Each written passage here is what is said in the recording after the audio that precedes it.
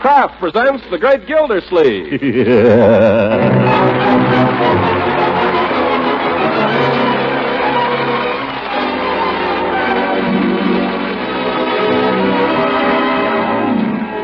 The Kraft Cheese Company, makers of parquet margarine and a complete line of famous quality food products, presents Harold Perry as the Great Gildersleeve.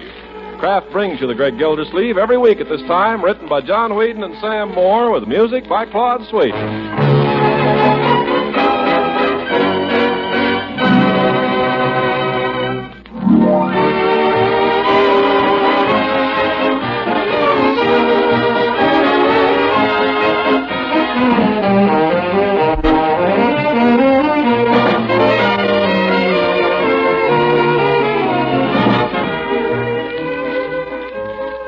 We'll hear from the Great Gildersleeve in just a moment. Do you know that there's a spread for bread that's made by Kraft and that it's called parquet margarine? Well, sure you do. Most everyone knows that. But do you know why this spread for bread that's made by Kraft and is called parquet margarine tastes so good? Well, it's that fresh, delicate flavor that makes parquet taste so good. And do you know that every pound of this spread for bread that's made by Kraft and is called parquet margarine and tastes so good contains 9,000 units of important vitamin A? Well, then listen to more good news. This nourishing spread for bread that's made by Kraft and is called parquet margarine and tastes so good and contains vitamin A also is one of the most economical energy foods you can buy. So, enough said. Tomorrow ask your dealer for delicious, nourishing parquet. P-A-R-K-A-Y, parquet margarine made by Kraft.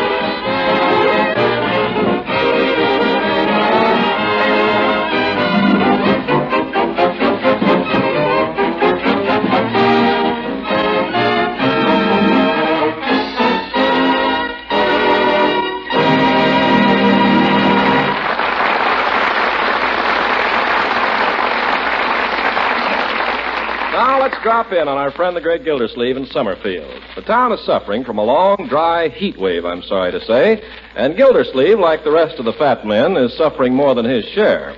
We find him now at breakfast with his family, considerably past the time when he should be downtown in his office at the water department. Hot. Leroy, could I have the newspaper, please? In just a second. Oh, you mustn't disturb him, Uncle Mort. He's reading the funnies. Well, I want to read the war news. Leroy? Nothing new. Patton went through a couple more countries. Leroy, Who's that? I'll go and see. Who's that at your door? We'll take care of it, Bertie. Well, good morning, Marjorie. Is your uncle still here? Oh, yes. He's been very slow this morning. Come on in. Thank you. Well, hello, Judge. Come in. Take off your coat. Relax. Oh, I'm perfectly comfortable, thank you. Heat bothering you? Must be wonderful to be skinny.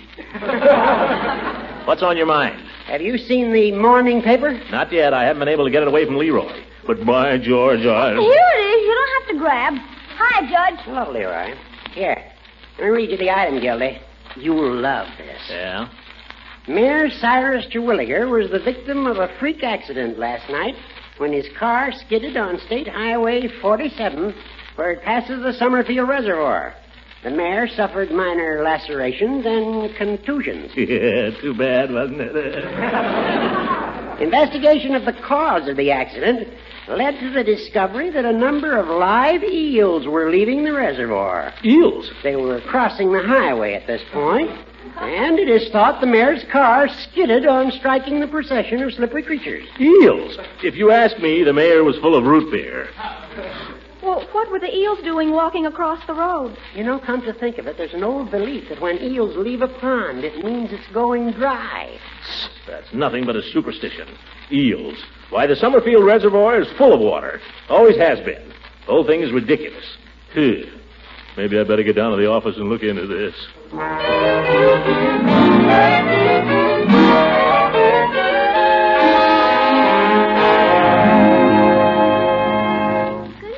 Gildersleeve, there's some people waiting to see you. Bessie, I can't see him. There's one man that's been waiting for quite a while. I don't care. Here's his card. Card? Professor Luther T-Berry, rainologist. Send him away. Send him away, Bessie, and get me Charlie Anderson on the phone. Charlie Anderson? Yes, Bessie, the engineer out at the reservoir. Oh, he's one of the people that's waiting to see you. Well, show him in. Ye gods, what's the matter with you, Bessie? By George, I'm going to have to let her go. Well, Commissioner, you sure keep bankers hours. I've been sitting out there since 8:30 waiting to see you. Where the dickens Now, is... Charlie. Leave us alone, please, Bessie. Yes, sir. Charlie, what's the water situation out at the reservoir? How's she holding up? That's what I come in to see you about. We're put in there dry. Well, you're a fine engineer. If the reservoir is that low, why didn't you warn me? Warn you? I've been sending you reports on it every day for a month. Did you read them? Well, let me see. Would they be in the in basket or the out basket?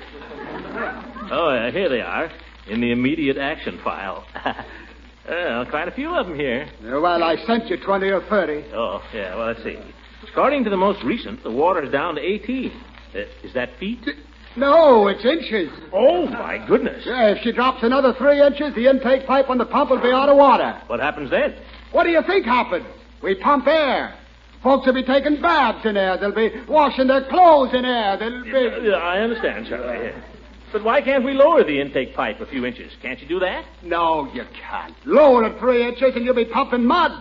Folks will be taking baths in mud. They'll be... Yeah, they'll be washing their clothes. Yeah. Yes, all right. Well, Charlie, we've got to keep calm. Oh, Mr. Gildersleeve. That's busted. What do you want, sister? Didn't the commissioner say we wasn't to be disturbed? Now, Charlie, we did wish privacy, Bessie. What is it? Well, the mayor just called. He wants to see you right away. Oh. Well, you tell that fathead to go take a run and jump. Oh, no, Charlie. Under the circumstances, I think I'd better go and see him.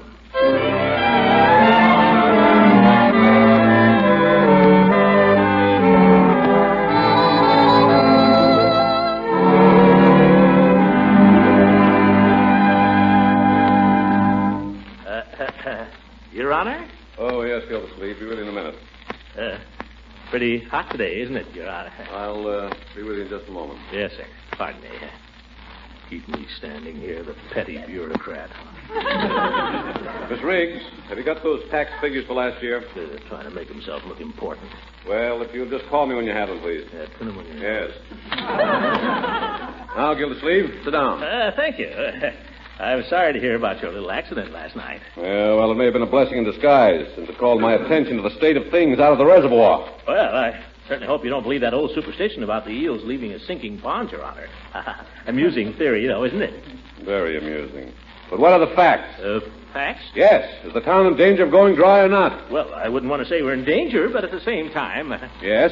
Well, I wouldn't want to make a definite statement without getting all the facts. Well, confound it, get the facts. I want a complete report. Well, And I want it in 48 hours. 48 hours? Why, that's only 3 days. It's 2 days. Can I count on it? You can count on it, Your Honor. I'll make it my personal responsibility. Very well. For your own sake, I hope the report is satisfactory. Yes, sir. One thing more, Gildersleeve. Yes, Your Honor? I wouldn't want you to think all this has anything to do with the fact you ran against me for mayor. It hasn't? Nothing whatsoever. I'm simply doing my duty as I see it. You understand that, don't you? Oh, yes, Your Honor. Bureaucratic old weasel, small-time dictator. Thank you, Your Honor. Thank you.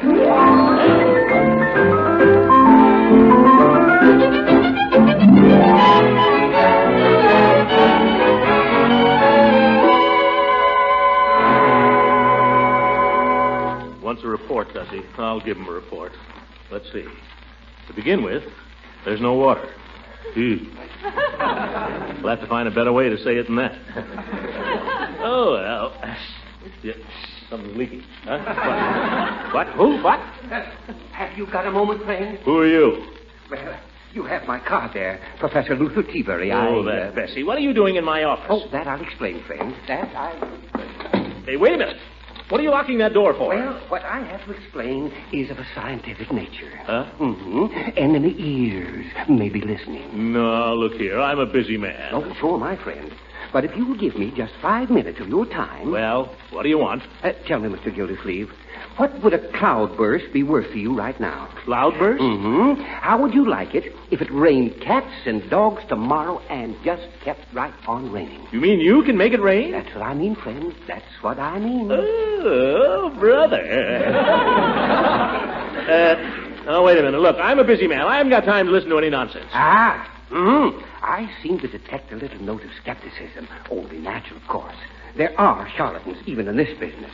But let me ask you, you've heard of Benjamin Franklin? Certainly I've heard of Benjamin Franklin. I've heard of Alexander Hamilton, too, and Thomas Jefferson. Oh, you have? Oh, well. I get around. No, yes. Well, now let me tell you.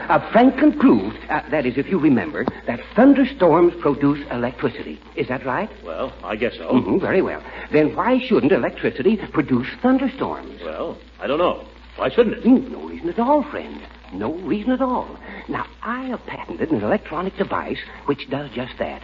It generates high-tension electrical charges which are transmitted by means of a reverse lightning rod to the clouds up above. Gradually, the potential is built up there until it's sufficient to cause a discharge. In other words, lightning. The lightning breaks the atmospheric tension, causing precipitation. You follow me? Oh, yeah. Now, if you'd care to see my credentials, here's some newspaper clippings. Very interesting, very interesting. But there's one thing I'd like to ask. Yes? How much do you charge for this? How's that? I say, how much do you charge? Oh, there's no charge. No, that is as such. No, my interest in this is purely scientific. Well, fine, in that case. All I require is an advance payment of $500. $500? Yeah, to help defray expenses. Good day, Professor. Oh, now wait just a minute. I've wasted all the time I'm going to. You better think it over, friend. And don't call me friend. Good day. I still say you better think it over. What am I thinking of? I ought to have my head examined. A Rainmaker. Let's get back to this report. No water. By George, if that fellow could make it rain. After all, they laughed at Edison. They laughed at Marconi. Professor, come back here, friend.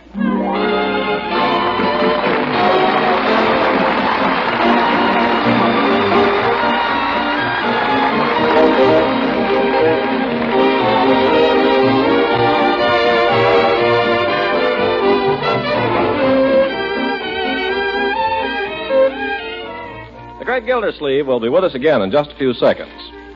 You know, most of us like to eat bread at every meal, and whether you prefer it as crunchy toast, as a plain slice from a golden-crusted loaf, or as rolls and muffins, you're sure to enjoy bread at its best when spread with delicious Parquet margarine. Kraft makes Parquet margarine, so naturally you'd expect Parquet to taste extra good, to have a fine, delicate flavor that really satisfies. And remember, Parquet is more than just a good-tasting spread. It's a splendid energy food, one of the best you can eat. Equally important, Kraft fortifies Parquet so that every pound contains 9,000 units of essential vitamin A. So, for good nutrition and real flavor enjoyment, too, buy and serve Parquet, Parkay. This economical, nutritious spread for America's bread requires only 2 ration points a pound. So ask for Parquet, the quality margarine that's made by Kraft.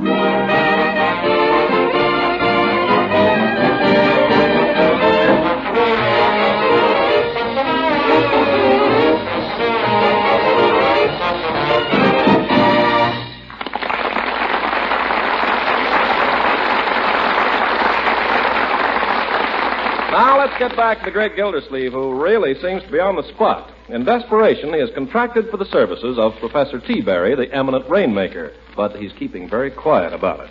We find him now on his way home from the office, seeking solace in the company of his old friend and family pharmacist, Mr. Peavy.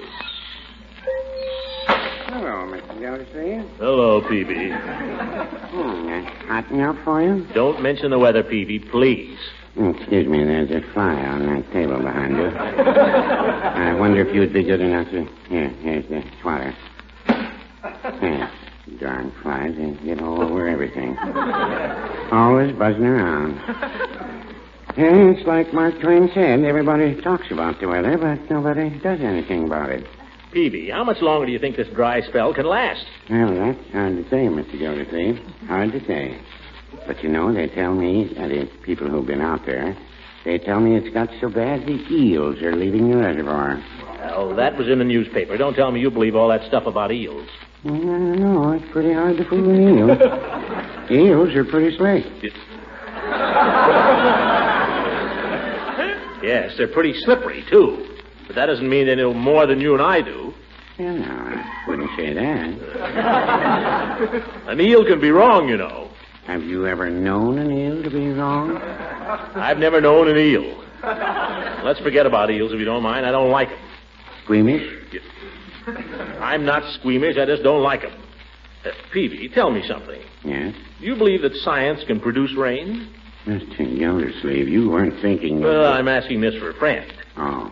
You see, I have this friend. He happens to be a water commissioner, too. Lives over in, I forget the name of the town. But they have a little problem over there. No water. Okay. Well, anyway, to make a long story short, Peavy, this friend of mine, the water commissioner, he discovered a scientist who claims he can manufacture rain. Now, my friend wants to know if such a thing is possible. Is your friend asking me? I'm asking you. My friend asked me. What do you think? Well, I don't know any more about it than my friend, but you make things in your back room there. Do you know about science and stuff? I'm afraid making a few ounces of barley water is a little different from making a cloudburst. That's a pretty large prescription. I didn't say you could do it, but do you think it can be done? That's what I want to know. I mean, my friend does. Well, I'd be the last to say anything was impossible. After all, look at your fountain pen. Huh? But there's one word of advice I'd give your friend, if you see him. Oh, I'll be seeing him. Well, tell him that if this scientist brings up the question of payment... Oh, come to think of it, I believe my friend said the fellow wanted $500 for the job. $500? That's a lot of money in any kind of weather. You're telling my friend. Well, my advice would be to pay the man after he produced the rain, not before. I wish my friend had thought of that. If you ask me, Mr. Gildersleeve, it sounds as if your friend were a little soft in the head. Now, listen. My friend is just as smart as you are any day of the week, and don't you forget it. Goodbye, Peavy. Goodbye, Mr. Gildersleeve. Oh, and my regards to your friend.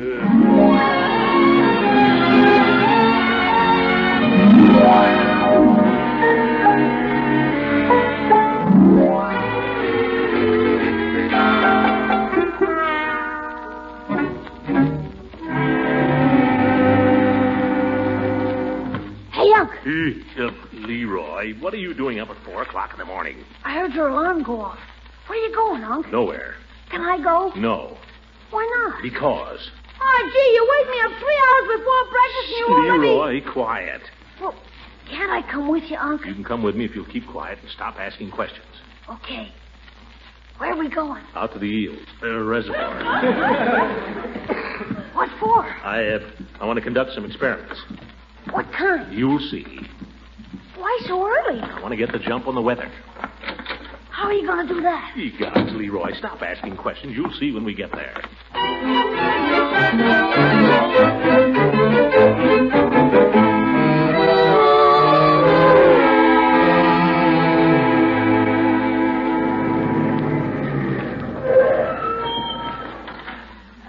Climb out, my boy. Charlie! Charlie Anderson. Here he comes, Unc. That you, Commissioner? Well, I quit. Dad busted, I quit. Now, Charlie. You could get yourself another boy. Charlie, all I ask you to do is cooperate with the professor and help him out. Professor, my eyes. That ginks as daffy as a bonny bird. Leroy, you know Uncle Charlie Anderson. Sure. Hi. Kids. As I said before, I quit. Now, come along. You just let me handle the professor. You can have him. Look at him there with his head in that fool machine. He don't know what he's doing. This is a little out of your line, Charlie, that's all. Yeah, out of his, too. Well, good morning, Professor. Good morning, friend. A fine morning. But we'll soon change that, eh? What's that thing? Now, Leroy, don't bother the professor. The professor is going to make rain for us. Oh, gosh, Unc, you forgot your umbrella. The kid's all right. Well, don't encourage him. How about it, Professor? Is your apparatus about ready? Yes, all hitched up. Just in time. Just make one more connection here. Fiddle faddle. Listen to him. Is he kidding? Now, if my good friend here will give me a hand with the engine. You call that an engine? Give him a hand, Charlie. Oh, silly. All right. You may fire when ready, Gridley. Who? Turn her over. Oh, crazy.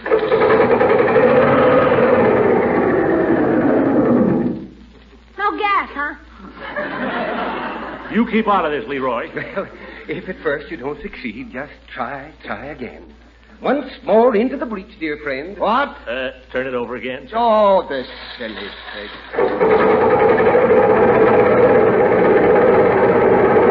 You reckon?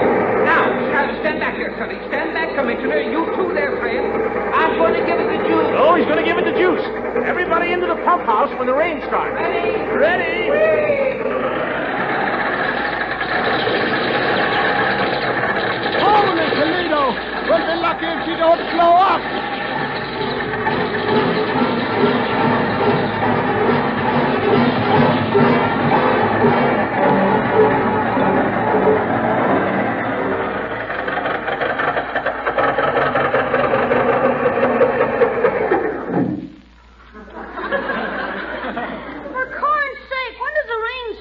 Yes, I got to get to my office. How about it, teabags?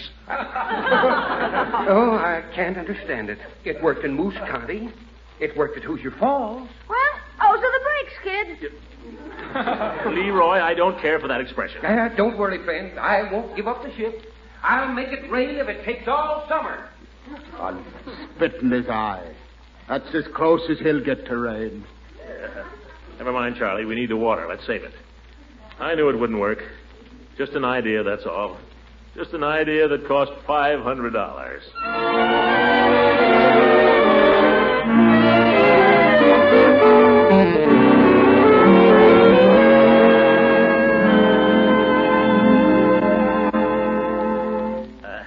Your Honor, you sent for me? I certainly did, Gildersleeve. Sit down. Take your time, Your Honor, whenever you're ready for me. I'm ready now. Sit down. Yes, sir. I've been working on my report, but I want Never mind the report, Gildersleeve. What the devil is this? That? Well, I'll tell you, Your Honor. It's a requisition for $500, isn't it? Well, yes. And who authorized it? I did. You have no authority to requisition any such sum for your department, and you know it. Well, it was an emergency, Your Honor. What is the money for? Well, it was, to make it rain in Summerfield. To make it rain? $500 to make it rain? Who got the money? Jupiter Pluvius? No, Professor T-Berry. He's a scientist. He knows a scientific way to make rain by electricity, and I thought it'd be a good investment for the town. When is the professor going to make his experiment, Gildersleeve? He made it this morning. But I don't see any rain. Gildersleeve, I don't think this is going to surprise you particularly, but I am not. I resign. You're fired. You can't fire me, you small-town bureaucrat. I quit. Well, either way, clean out your desk today. Now get going. Oh, okay.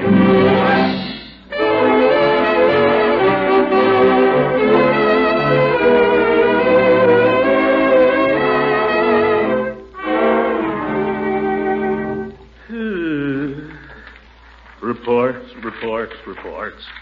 Throw them away. Average water pressure for the year 1942. Who cares about that? All water over the dam now.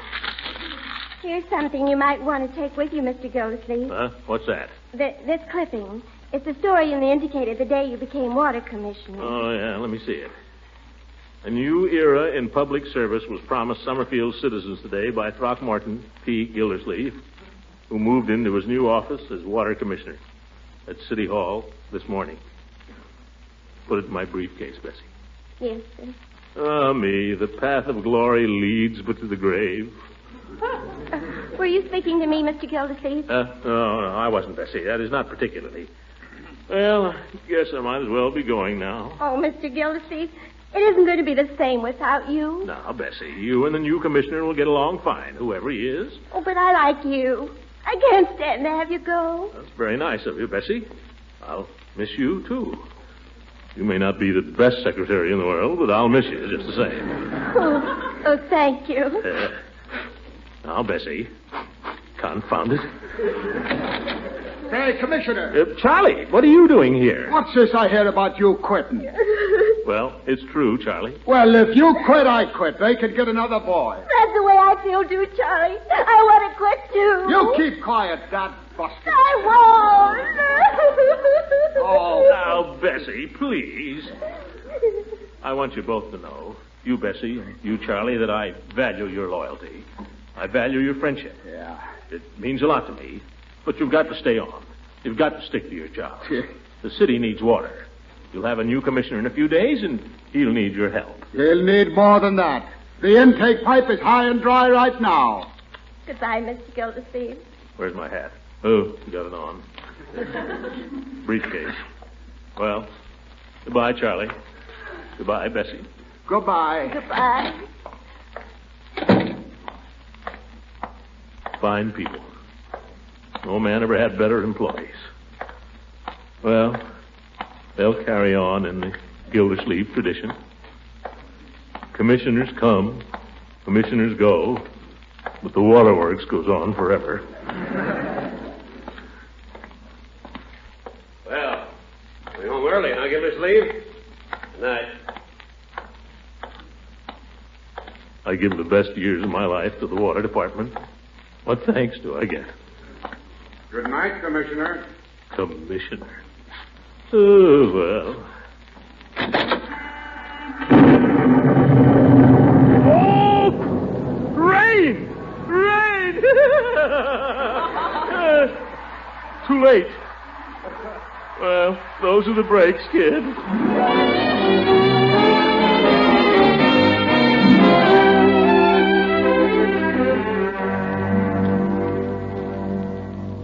Miss Gildersleeves. Yes, Bertie.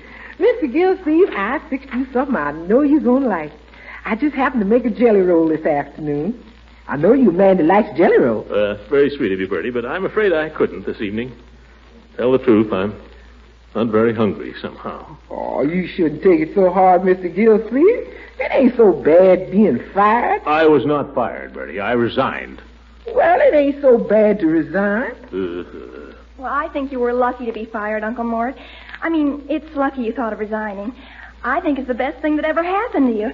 Why, you probably have all sorts of wonderful opportunities now. Such as what? I don't know, but something will turn up. Do you think we'll starve, Unc? Well, not immediately. I'd be glad to give up my music lessons. That'd save money. And I could quit school and take a job. Yes, well, I appreciate the offer, my boy, but that'll not be necessary. I'll get it, Unc. If that's for me, I'm not in.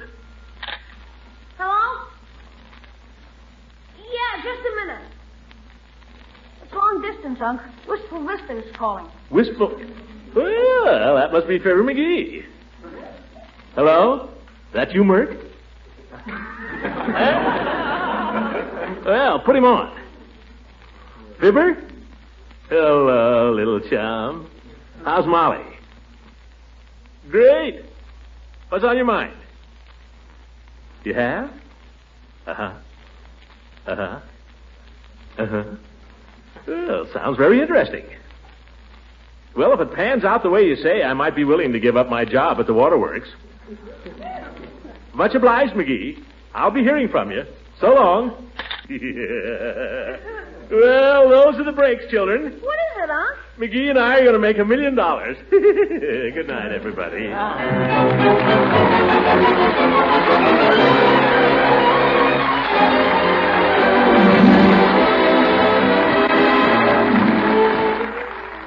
Music on this program was directed by Claude Sweeten. This is Ken Carpenter speaking for the Kraft Cheese Company, makers of Parquet Margarine and a complete line of famous quality food products.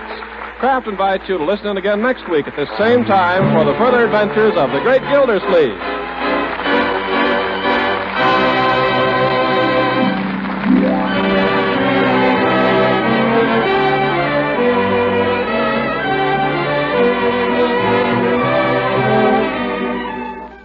If your family is passing up fresh green salads, here's how to stir up brand new appetite interest in these nourishing fresh vegetables.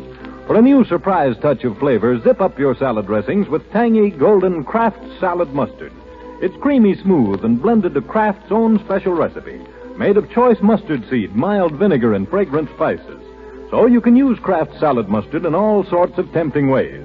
It gives a grand flavor lift to cheese fondues and Welsh rabbits, blends smoothly into an appetizing cream sauce for hot-cooked vegetables, adds delicious flavor to deviled eggs and to cold meat cuts. So have a jar of Kraft salad mustard handy whenever you prepare meals, luncheons, or snacks. Buy that other favorite, too, Kraft mustard with nippy horseradish added. Head up your shopping list tomorrow with these two popular varieties, Kraft horseradish mustard and tangy golden Kraft salad mustard.